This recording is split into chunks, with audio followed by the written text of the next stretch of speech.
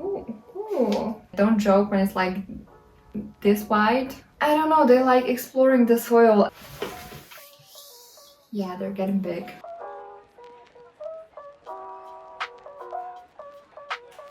Hi guys, it's Katia here and welcome back to my YouTube channel. In today's video I will be showing you my top 10 plants of February. Correct. They are already in the frame because I do have some bigger specimens that I have nowhere else to put in my small room, so you get to enjoy them before I actually tell you about them. So without further ado, let's just get started. Okay, I'm gonna address the boys that you see in the background here. So first plant that's really having me happy is Anthurium papillilaminum crossed with crystallinum. Yes, you've seen this one. I know, do I show it every month? Yes. Does it also grow a new leaf every month? Yes. Now this is the plant that I'm currently talking about. My pride and joy. As you can see, it is pushing out a new leaf and it's amazingly reddish in color and it has that beautiful sheen.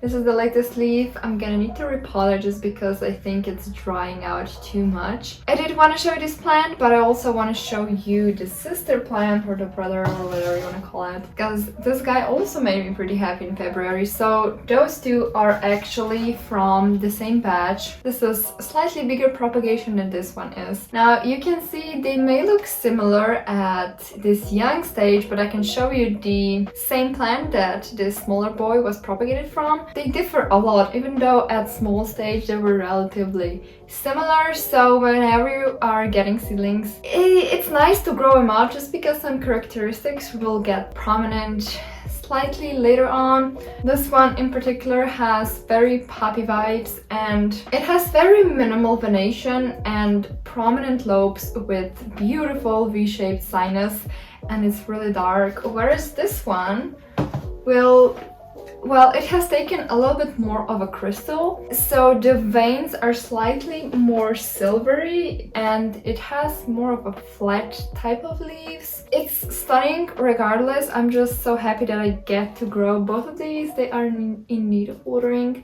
I did recently repot it and it's already growing some new roots here, so this is nice. Now we're gonna move to the second plant, which is this huge beast that you see. Okay, so this is my Anthurium crystallinum that I've imported from Indonesia as Crystal X Spaghettii or vice versa. This was the biggest leaf that it had before I repotted it, and then I repotted it because it was really root bound and it was drying out super fast. To some degree, Anthuriums don't really like being too much of root bound just because, I don't know, they like exploring the soil. I've noticed with some of my Anthuriums that after repot they've given me huge leaves, even though it took some time to adjust and, you know, grow new roots, but definitely worth the wait.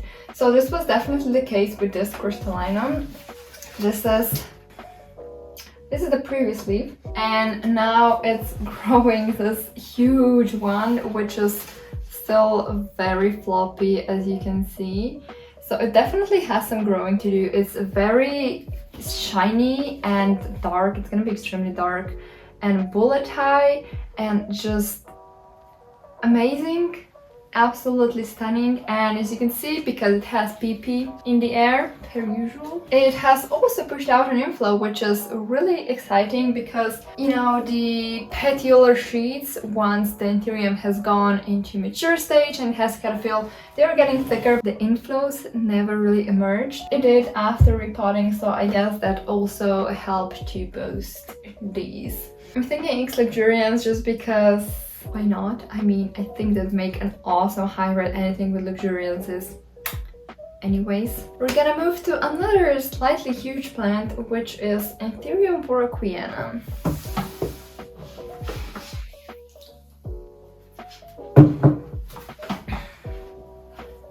She's not done growing yet. So, similar story as with the crystal, I have repotted her into a bigger pot because she was really root bound. I think this is 17 centimeter pot, and as you can see, she is growing some nice and juicy roots, and I've also kind of air layered the top base just so the aerial roots can, you know, actually grow back into the soil, and they kind of help plant to feel more secure, if that makes sense.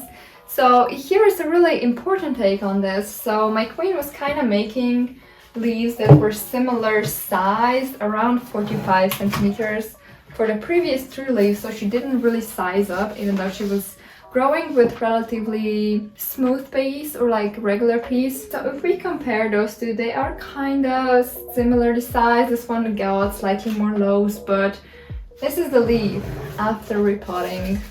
It is about 50 centimeters, so half a meter.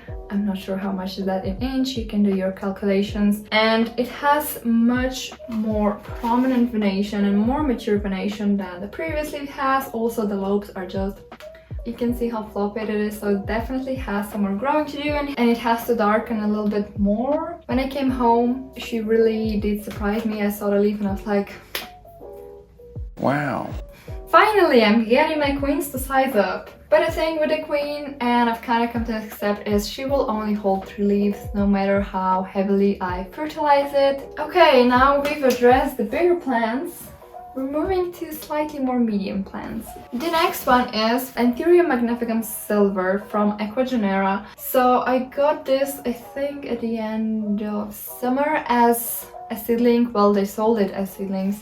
And this was the biggest leaf, and then he had one smaller one, which is not the prettiest, and it has sized up relatively decently. And it's interesting because this plant kind of tends to have a blue sheen, and this is a new leaf and it gets really like translucent and it's not so prominently colored, but the venation is beautiful and it has those straight lines and it's just amazing. It does have prominent quadruple petioles as well, so it's definitely some sort of magnificum. Some of these that I've sold as Anthurium magnificum silver just look like crystallinums of a sort to me, so I chose this one just because I knew it definitely had magnificum due to the ridges on the petioles. Yeah, they're getting big. So the next plant is actually not an Anthurium, it's Syngonium podophyllum albo variegatum. Yes, I got it. So this is actually the bottom part of my mother plant that I had. I used to have a really big Syngonium and I chopped it just because it was getting too big and I had thrips/spider mites at a time, so I was like, YOLO, we're doing it. And they do grow really fast once they have really good conditions. They grow like weed anyways. The new offshoots, so these are the old leaves and these all are the new leaves. This is the first leaf that grew. This is the second one, I think, and this is the latest one, and I just love it because it has like, I love it just because it reminds me of army pattern, and I love that in variegation. And it's also a very healthy type of variegation. It's not like straight half moon, because that's really not stable if you ask me. Next one is Monstera obliqua Amazonas. Now I've grown this from a wet stick and she was recently repotted and put outside in my grow tent because she used to be staying in a prop box, and maybe you can see some of the older leaves are slightly bleached, and this is the new leaf that she's grown and it's really thick and beautiful. And I think this Monstera is really underrated because everyone's just talking about Perus. Yes, they're beautiful. I'd want to have it one day, but are they as special as people make them out to be? I don't think so. There are a lot of obliquas out there and they're just stunning. Amazonas is one of them.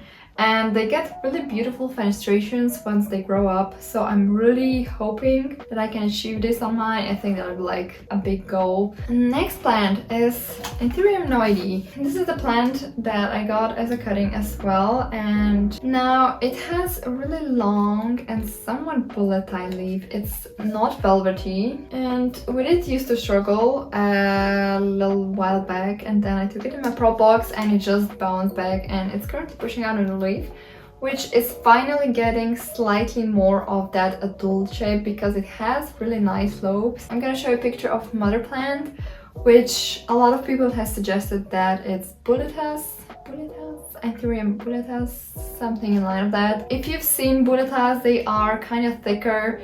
This plant is extremely narrow, and I don't joke when it's like this wide. You can clearly see it in this propagation as well because it's just really narrow. So I don't think it's a bulletas, it could be some sort of a hybrid with it, perhaps. Next one is a seedling, which I tore a leaf off, and I'm really mad because I had no idea it would grow to this big.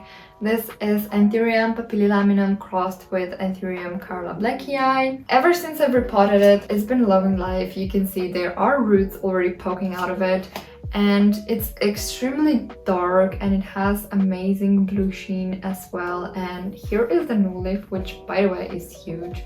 It started to show the Karla characteristics, which is really interesting and exciting. It has that slightly pinkish veins, which Karla do, especially when it's merging a new leaf, and it's really long and narrow and lobes, and you can clearly see that that's a poppy feature. Again, really happy it has finally started to grow with me. I can't wait for the next leaf because imagine how beautiful that would be if it was finished. I don't usually break leaves, but when I do, it's on plants like this and you're just like Continuing, I did mention Karla. Oh yes, she's once again in top 10 because she is probably one of my favorites. And does she grow a new leaf every month? Pretty much, yeah, she pretty much does. Now, I have recently repotted her just because she was so root bound and she was drying out constantly. And this is the last leaf she grew, and I did show you this one. And she is currently pushing out a new one, which is beautiful. It's really dark and the venation is so interesting on this one, and I just adore the sinus. I mean, it just sparkles everywhere on a black contrasting leaf. It does have pinkish venation when it's still emerging, and it's been starting to get more ridges in the petioles because Karlas do have ridges in their petioles. I'm not sure how many. Such a fast growing plant, and I've heard that they can flower relatively soon, so fingers crossed for that. And the last plant, which I've also shown in my last top 10, hasn't grown a new leaf during this time. Yes, so one and only Anthurium luxurians. This one also got a repot, and I've noticed that Anthurium luxurians actually kind of rely on the more thirsty side, even though one would think just because they have such robust leaves they can store water much more efficiently, but I can't say that's true in my experience. So I got a professional setup of how to keep the plant happy for longer periods of time. So I'm using net pots, which have a lot of holes so the air can circulate, and as you can see there are roots coming out of it, so it's definitely happy, and there are roots coming out from the bottom as well.